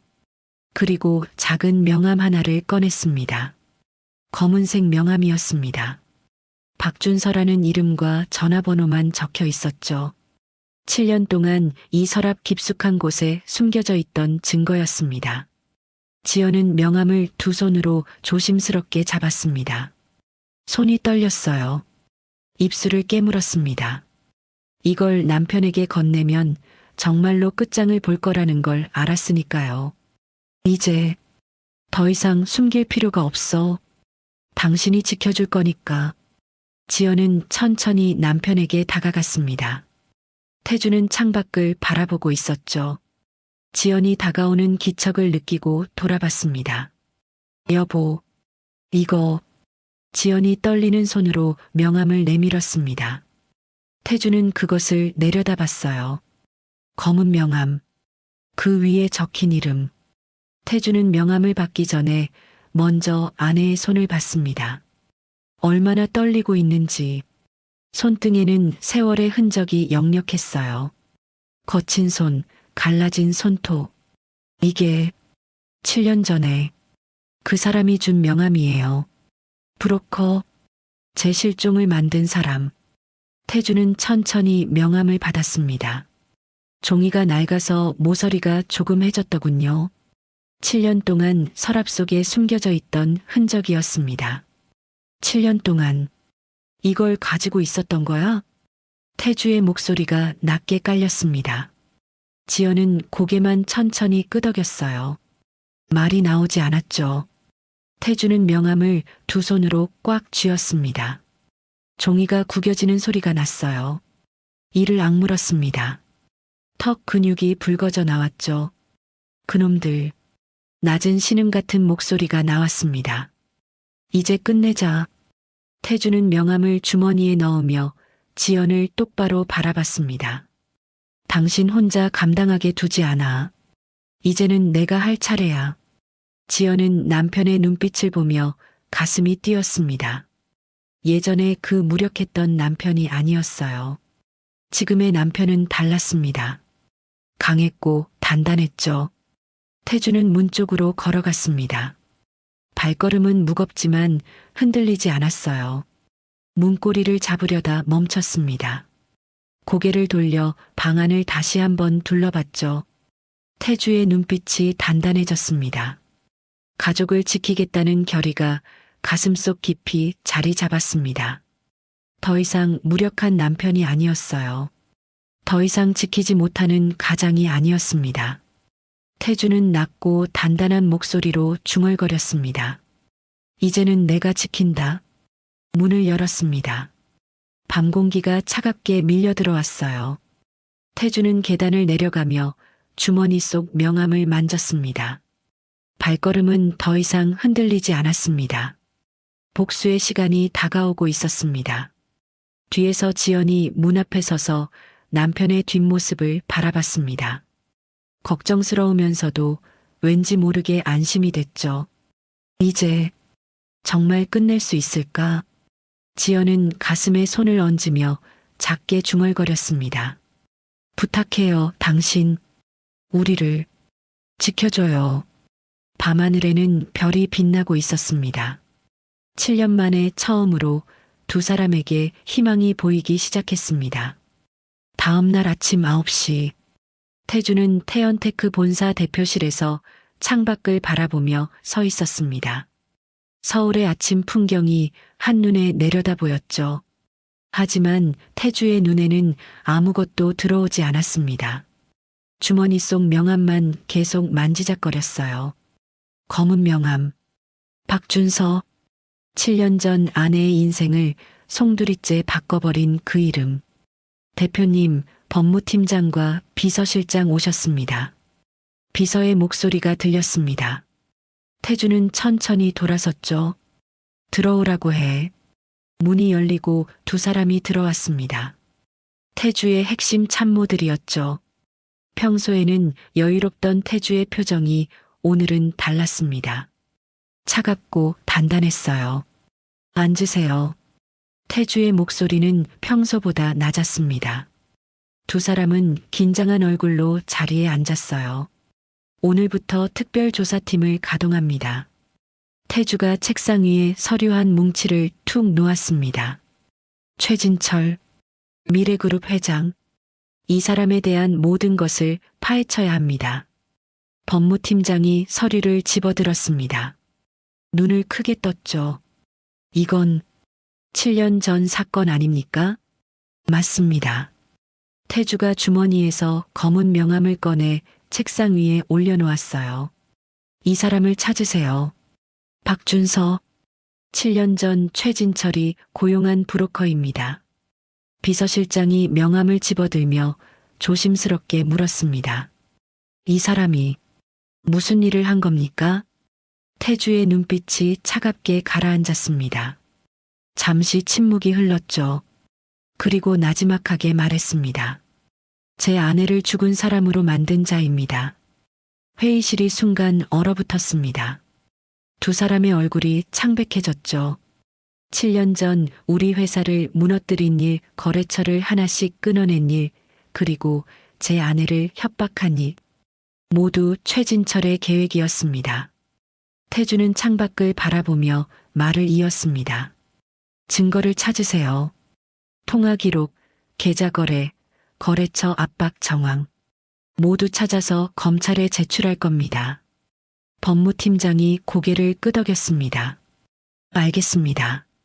법무팀 전원을 투입하겠습니다. 시간은 넉넉하게 드릴게요. 하지만 완벽해야 합니다. 법정에서 절대 빠져나갈 수 없을 만큼 확실한 증거가 필요합니다. 그날부터 태연테크 법무팀은 움직이기 시작했습니다. 일주일이 지났습니다. 법무팀은 7년 전 자료를 샅샅이 뒤졌어요. 회사 내부 기록, 거래처와 주고받은 이메일, 당시 언론 보도 자료까지 하나도 빠짐없이 모았습니다. 브로커 박준서, 신원 파악했습니다. 한 팀원이 보고했습니다. 이 사람 지금도 같은 일 하고 있습니다. 주소도 확보했고요. 법무팀장이 자료를 검토했습니다. 좋아. 이제 검찰에 고소장을 제출할 준비를 하자. 모든 것은 순식간이었습니다. 태주는 직접 변호사들과 함께 검찰청을 찾아갔습니다. 두꺼운 서류 뭉치를 들고서였죠. 최진철을 고소합니다. 협박, 강요, 업무방해, 시장교란 혐의입니다. 담당 검사는 서류를 넘기며 눈썹을 치켜 올렸습니다. 7년 전 일이라 증거가 충분합니까? 여기 다 있습니다. 거래처 압박 증언, 브로커 고용 정황, 그리고 이 명함.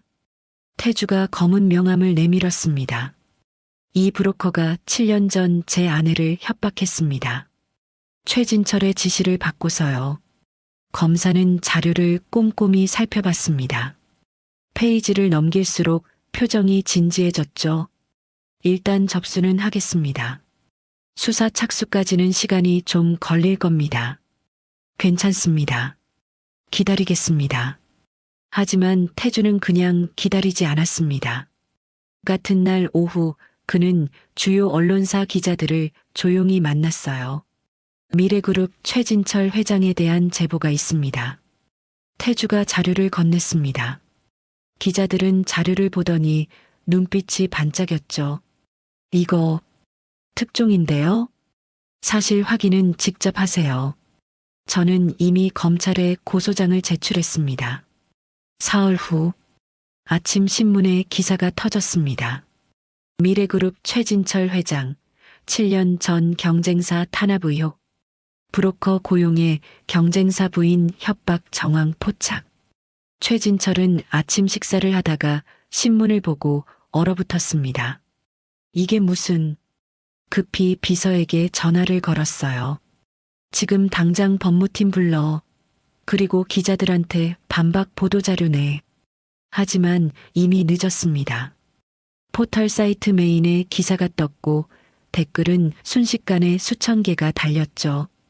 법대로 처벌해야 한다. 피해자가 불쌍하다. 최진철에 대한 여론이 최악으로 치닫고 있었어요. 오전 10시 미래그룹 주가가 열리자마자 떨어지기 시작했습니다. 15%. 투자자들이 불안해하기 시작한 거였어요. 최진철은 회의실에서 임원들을 모아놓고 소리를 질렀습니다. 당장 해명 자료 만들어. 이건 전부 거짓이야. 하지만 임원들도 당황한 표정이었습니다. 기사 내용이 너무 구체적이었거든요. 회장님, 일단 조용히 넘어가는 게. 조용히? 지금 우리 회사 주가가 떨어지고 있는데? 태주의 반격은 숨 쉴 틈 없이 몰아쳤습니다. 검찰이 본격적으로 움직이기 시작했습니다. 브로커 박준서를 소환했죠. 7년 전 최진철 회장한테 돈 받은 거 맞죠? 검사가 계좌 이체 내역을 내밀었습니다. 박준서는 얼굴이 하얗게 질렸어요. 저는 통화 기록도 다 나왔어요. 17통. 부인하지 마세요. 박준서는 한참을 버티려 했습니다. 하지만 증거가 너무 명확했죠. 지금 자백하면 형량 감경 받을 수 있습니다. 결국 박준서는 무너졌습니다. 회장 지시였습니다. 최진철 회장이 시킨 거예요. 그 순간 수사는 급물살을 타기 시작했습니다. 다음 날 아침, 최진철은 출근하자마자 비서에게서 전화를 받았습니다. 회장님, 검찰에서 연락 왔습니다. 오늘 오후 2시까지 출석하라고. 최진철의 손이 떨렸습니다. 뭐라고? 브로커 박준서가 자백했다고 합니다. 회장님 지시를 받았다고. 최진철은 전화를 끊고 책상을 주먹으로 내리쳤습니다. 그놈이 배신을. 하지만 화를 낼 시간도 없었습니다. 변호사를 대동하고 검찰청으로 가야 했으니까요. 그날 오후 조사실에서 검사는 차가운 표정으로 최진철을 바라봤습니다. 7년 전 한태주 대표 회사를 무너뜨린 거 인정하십니까? 저는 정당한 경쟁을. 브로커 박준서한테 5천만 원 보낸 거 어떻게 설명하실 건가요? 최진철의 입이 막혔습니다. 그건 거래처 사장들한테 압박 전화 넣은 녹취록도 있습니다. 들어보시겠습니까? 검사가 녹음 파일을 재생했습니다. 최진철의 목소리가 또렷하게 들렸죠. 우리랑 거래하고 싶으면 한태주랑은 손 끊어. 최진철의 얼굴이 창백해졌습니다. 조사는 5시간 동안 계속됐습니다. 최진철은 계속 부인했지만 증거는 너무 명확했어요. 일단 오늘은 돌아가시죠. 하지만 도주 우려가 있으니 출국 금지 조치합니다. 최진철은 비틀거리며 검찰청을 나왔습니다. 현관 앞에는 기자들이 우글거리고 있었죠. 회장님, 혐의 인정하십니까? 브로커 고용한 게 사실입니까? 플래시 세례가 쏟아졌습니다. 최진철은 고개를 숙인 채 차에 올라탔어요. 차 안에서 최진철은 떨리는 손으로 휴대폰을 꺼냈습니다. 한태주의 번호를 눌렀죠. 신호음이 울렸습니다. 여보세요. 태주의 차가운 목소리가 들렸습니다. 한태주, 내 짓이지? 내가 날 이렇게 만든 거지? 최진철의 목소리는 떨리고 있었습니다. 분노와 두려움이 뒤섞인 목소리였죠. 저한테 전화하실 일 있으신가요? 태주의 목소리는 담담했습니다. 이 새끼가 7년 전 일을 지금 와서 들춰내다니. 7년 전 일이요? 회장님이 제 회사를 무너뜨리고 제 아내를 협박한 그 일 말씀이신가요? 그건 이제 와서 화내실 일이 아니잖아요. 회장님이 하신 일인데. 태주의 목소리는 차갑게 가라앉아 있었습니다. 한태주, 이봐. 우리 합의할 수 있어. 내가 돈을 줄게. 얼마든지. 돈으로 해결되는 문제가 아닙니다. 그럼 뭘 원하는 거야? 최진철이 소리를 질렀습니다. 하지만 태주는 동요하지 않았어요. 법대로 하는 겁니다. 회장님이 저한테 하신 것처럼요. 이 새끼가 정말. 최진철이 욕설을 내뱉으려는 순간 전화가 끊겼습니다. 무미건조한 신호음만 울렸죠. 최진철은 휴대폰을 던졌습니다. 조수석 창문에 부딪혀 바닥에 떨어졌어요. 아, 비명 같은 소리가 차 안에 울렸습니다. 며칠 후 검찰은 최진철에 대한 구속영장을 청구했습니다. 증거가 명확하고 도주 및 증거인멸 우려가 크다는 이유였죠. 영장실질 심사가 열린 날, 태주는 법원 복도에 서 있었습니다. 최진철이 법정으로 들어가는 모습을 보기 위해서였죠. 최진철이 나타났습니다. 초췌한 얼굴이었어요. 7년 전 당당하던 모습은 어디에도 없었습니다. 최진철은 복도를 걷다가 태주를 발견했습니다. 두 사람의 시선이 마주쳤죠. 태주는 최진철의 앞을 가로막고는 최진철의 귓가에 낮고 서늘한 목소리로 말했습니다. 감옥에서 뼈저리게 느껴보세요. 가족을 건드린 대가가 얼마나 혹독한지. 최진철은 입을 벙긋거렸지만 아무 말도 할 수 없었습니다. 그저 공포에 질린 눈으로 태주를 바라볼 뿐이었죠. 결국 태주의 시선을 견디지 못하고 고개를 돌렸습니다. 발걸음이 흔들렸죠. 그리고 법정 안으로 사라졌습니다. 그 후 영장이 발부됐습니다. 최진철은 그 자리에서 수갑을 찼어요. 최진철 협박, 강요, 업무방해, 시장교란 혐의로 구속합니다. 법원을 나서는 최진철을 수십 대의 카메라가 찍어댔습니다. 수갑찬 손을 얼굴에 가렸지만 소용없었죠. 모든 게 생중계되고 있었습니다. 태주는 법원 계단 위에서 그 모습을 내려다봤습니다. 7년 전 자신을 짓밟은 사람이 이제 수갑을 차고 끌려가고 있었죠. 대표님, 비서가 다가왔습니다. 기자들이 인터뷰 요청했습니다. 태주는 고개를 저었습니다. 사양합니다. 그래도 한마디 정도는. 태주는 잠시 생각하다 입을 열었습니다. 법이 할 일을 했을 뿐입니다. 짧은 대답이었습니다. 하지만 그 안에는 7년의 한이 담겨 있었죠. 태주는 법원을 나섰습니다. 하늘을 올려다봤어요. 구름 한 점 없이 맑은 하늘이었습니다. 끝났다. 이제 진짜 끝났어. 복수는 완성됐습니다. 이제 남은 건 새로운 시작뿐이었어요. 태주는 주머니에서 휴대폰을 꺼냈습니다. 지연에게 전화를 걸었죠. 여보, 나야. 모든 게 끝났어. 전화 너머로 지연의 흐느낌이 들렸습니다. 정말 끝난 거예요? 응. 이제 집으로 갈게. 우리 새로 시작하자. 태주는 전화를 끊고 차에 올라탔습니다. 차는 달동네를 향해 달리기 시작했죠. 7년 만에 태주는 진짜 집으로 돌아가고 있었습니다. 좁은 골목길로 접어들었습니다. 낡은 건물들이 다닥다닥 붙어 있는 그곳. 얼마 전까지만 해도 낯설게만 느껴졌던 이곳이 이제는 소중하게 느껴졌어요. 차를 세우고 계단을 올랐습니다. 숨이 찼지만 발걸음은 가벼웠죠. 회색 대문 앞에 섰습니다. 심장이 두근거렸어요. 문을 열고 들어서자 지연이 깜짝 놀라 일어섰어요. 태주를 보자마자 눈물이 그렁그렁 맺혔죠. 끝났어요? 지연의 목소리가 떨렸습니다. 태주는 고개를 끄덕이며 주머니에서 명함을 꺼냈어요. 박준서의 명함. 7년 동안 지연을 괴롭혔던 그 명함. 태주는 천천히 명함을 반으로 찢었습니다. 찍 하는 소리가 방 안에 울렸죠. 그리고 그 찢긴 종이를 지연에게 건넸습니다. 이제 이건 필요 없어. 태주가 부드럽게 말했습니다. 이제 너를 잃지 않을 거야. 절대로. 지연은 찢어진 명함을 두 손으로 받아들었습니다. 7년 동안 서랍 깊숙이 숨겨뒀던 증거. 이제는 정말 필요 없는 물건이 됐죠.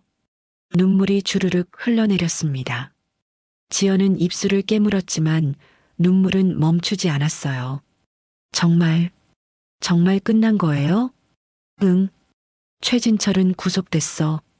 이제 우리한테 아무 짓도 못해. 지연은 그 말을 듣자 무릎에 힘이 풀렸습니다. 태주가 급히 지연을 붙잡았죠. 두 사람은 그대로 서로를 끌어안았습니다. 미안해. 당신 혼자 고생시켜서. 아니에요. 당신이 지켜줬잖아요. 한참을 그렇게 안고 있었습니다. 7년의 이별이 끝나는 순간이었죠. 그때였습니다. 문 밖에서 노크 소리가 들리더니 작은 얼굴이 문틈으로 빠끔 내밀었어요. 보람이었습니다. 보람이는 조심스럽게 집으로 들어왔어요. 태주와 지연이 안고 있는 모습을 보더니 멈칫했죠. 지연은 보람이를 발견하고 급히 눈물을 닦았습니다. 보람아, 일어났구나. 보람이는 천천히 지연에게 다가왔어요. 그리고 지연의 옷자락을 살짝 잡았습니다. 작은 손이 떨리고 있었죠. 아줌마. 보람이의 목소리는 겨우 들릴 정도로 작았습니다. 이제 떠나요? 그 한마디에 지연의 가슴이 철렁 내려앉았습니다. 보람이의 눈에는 두려움이 가득했어요. 다시 혼자가 될지도 모른다는 공포, 또다시 버려질지도 모른다는 불안. 1년 전 부모님을 잃었을 때의 그 두려움이 다시 떠오른 거였죠. 보람아. 지연은 보람이를 꼭 끌어안았습니다. 하지만 뭐라고 말해야 할지 몰랐어요. 자신도 앞으로 어떻게 될지 확신이 없었으니까요. 태주는 그런 두 사람을 조용히 바라봤습니다. 보람이의 떨리는 작은 어깨, 지연의 난처한 표정. 그 모습이 태주의 가슴을 찔렀죠. 태주는 천천히 보람이 앞으로 다가갔습니다. 그리고 무릎을 꿇고 앉아 보람이와 눈높이를 맞췄어요. 보람이는 깜짝 놀라 태주를 올려다봤습니다. 처음 만났을 때보다 훨씬 부드러운 눈빛이었죠. 보람아. 태주가 단호하면서도 부드럽게 말했습니다. 아니야. 아무도 떠나지 않아. 보람이의 눈이 커졌습니다. 정말요? 응. 아줌마도 아저씨도 아무도 안 떠나. 태주는 보람이의 작은 손을 잡았습니다. 그리고 너도 같이 가자. 우리 셋이서. 보람이는 믿을 수 없다는 표정으로 태주를 바라봤어요. 입술이 파르르 떨렸습니다. 저도요? 저도 같이 가도 돼요? 그럼. 우리 가족이니까. 그 말을 듣는 순간 보람이의 눈에서 눈물이 터져 나왔습니다. 참고 참았던 눈물이 한꺼번에 쏟아진 거였죠. 흑. 보람이는 울면서 태주의 품에 안겼습니다. 태주는 그 작은 몸을 꼭 안아줬어요. 지연도 눈물을 흘리며 두 사람을 바라봤습니다. 입술을 깨물었지만 눈물은 멈추지 않았죠. 태주는 한 팔로 지연도 끌어당겼습니다. 세 사람이 꼭 껴안았어요. 이제는 내가 지킬 거야. 둘 다. 태주의 목소리는 단단했습니다. 지연은 남편의 어깨에 얼굴을 묻으며 흐느꼈죠. 고마워요. 정말 고마워요. 세 사람은 한참을 그렇게 안고 있었습니다. 7년의 이별, 7년의 고통, 7년의 그리움. 모든 게 조용히 녹아내리는 순간이었죠. 보람이가 먼저 얼굴을 들었습니다. 눈물 범벅인 얼굴로 물었어요. 그럼 아저씨가 제 아빠가 되는 거예요? 태주는 잠시 망설이다 미소 지었습니다. 그래. 내가 원한다면. 보람이는 환하게 웃었습니다. 좋아요. 다음 날 태주는 지연과 보람이를 데리고 부모님 댁을 찾아갔습니다. 7년 만이었죠. 현관문을 열자 시어머니가 나왔습니다. 지연을 보는 순간 시어머니의 얼굴이 굳어졌어요. 지연아? 믿을 수 없다는 표정이었습니다. 시어머니의 손이 떨렸죠. 어머님, 지연이 그 자리에서 무릎을 꿇었습니다. 눈물이 주르륵 흘러내렸어요. 죄송합니다. 정말 죄송합니다. 시어머니는 한참을 지연을 바라보다 털썩 주저앉았습니다. 그리고 지연을 끌어안으며 울음을 터뜨렸죠. 우리 며느리가 살아 돌아왔구나. 어머님 용서해 주세요. 저 때문에 얼마나 고생하셨어요. 아니야. 내가 무슨 잘못이니. 다 우리가 힘이 없어서. 시아버지도 나왔습니다. 지연을 보자 눈시울이 붉어졌어요. 지연아. 아버님. 시아버지는 아무 말 없이 지연의 머리를 쓰다듬었습니다. 그것만으로도 모든 게 전해졌죠. 태주는 그 모습을 보며 보람이의 손을 잡았습니다. 어머니, 아버지. 태주가 조심스럽게 입을 열었습니다. 소개할 사람이 있어요. 시부모님이 보람이를 보았습니다. 보람이는 긴장한 얼굴로 인사했어요. 안녕하세요. 저는 김보람이에요. 이 아이는. 태주가 보람이의 어깨에 손을 올렸습니다. 지연이 1년 동안 딸처럼 키운 아이예요. 그리고 이제 우리 딸이 될 겁니다. 시어머니의 눈이 커졌습니다. 그럼, 네. 입양 절차를 밟으려고 합니다. 시어머니는 보람이를 물끄러미 바라보다 손을 내밀었어요. 이리 와봐라. 보람이는 조심스럽게 다가갔습니다. 시어머니가 보람이의 손을 잡으며 물었죠. 너 몇 살이니? 9살이요. 그래. 이쁘게도 생겼네. 시어머니의 눈에서 눈물이 흘렀습니다. 잃어버렸던 며느리가 돌아왔고 손녀까지 생긴 거였죠. 우리 보람이, 이제 우리 가족이구나. 보람이는 고개를 끄덕이며 환하게 웃었습니다. 한 달 후 태주는 지연과 보람이를 서울의 새 아파트로 데려왔습니다. 넓고 환한 거실, 보람이 방까지 따로 준비된 집이었죠. 우와. 보람이는 입을 벌린 채 집안을 둘러봤습니다. 태어나서 이렇게 큰 집은 처음이었거든요. 저기가 내 방이야. 태주가 한 방을 가리켰습니다. 보람이는 달려가 문을 열었어요. 분홍색 벽지에 새 침대, 책상, 그리고 인형들까지. 보람이를 위해 준비된 방이었습니다. 진짜 제 방이에요? 그럼 내가 좋아하는 색으로 꾸며봤어. 보람이는 침대에 폴짝 뛰어올라 깔깔 웃었습니다. 7년 동안 보지 못했던 아이다운 모습이었죠. 지연은 그 모습을 보며 행복한 미소를 지었습니다. 태주가 뒤에서 지연의 어깨를 감싸 안았어요. 행복해? 너무 행복해요. 지연은 남편의 품에 기대며 중얼거렸습니다. 꿈만 같아요. 이게 진짜 현실인가 싶어요. 현실이야. 우리의 새로운 시작이야. 태주는 지연의 머리에 입을 맞췄습니다. 그리고 보람이가 뛰어노는 모습을 바라봤죠. 7년. 긴 시간이었습니다. 고통스럽고 외롭고 힘든 시간이었죠. 하지만 이제 끝났습니다. 새로운 시작이 기다리고 있었어요. 아빠, 엄마, 보람이가 두 사람을 불렀습니다. 처음 부르는 호칭이었죠. 같이 와봐요. 여기 창문으로 서울타워가 보여요. 태주와 지연은 손을 잡고 보람이에게 걸어갔습니다. 세 사람은 창가에 나란히 섰어요. 밤하늘에는 별이 반짝이고 있었습니다. 서울타워의 불빛이 아름답게 빛나고 있었죠. 보람이는 한참 하늘을 바라보다 작게 중얼거렸습니다. 엄마, 아빠. 태주와 지연이 놀라 보람이를 내려다봤어요. 보람이는 여전히 하늘을 올려다보고 있었습니다. 눈에는 눈물이 그렁그렁 맺혀 있었죠. 엄마, 아빠. 보고 계시죠? 보람이의 목소리는 떨렸지만 환하게 웃고 있었습니다. 보람이, 정말 행복해요. 새 엄마, 새 아빠 생겼어요. 할머니, 할아버지도 만났어요. 눈물이 볼을 타고 흘러내렸습니다. 하지만 슬픈 눈물이 아니었어요. 걱정 마세요.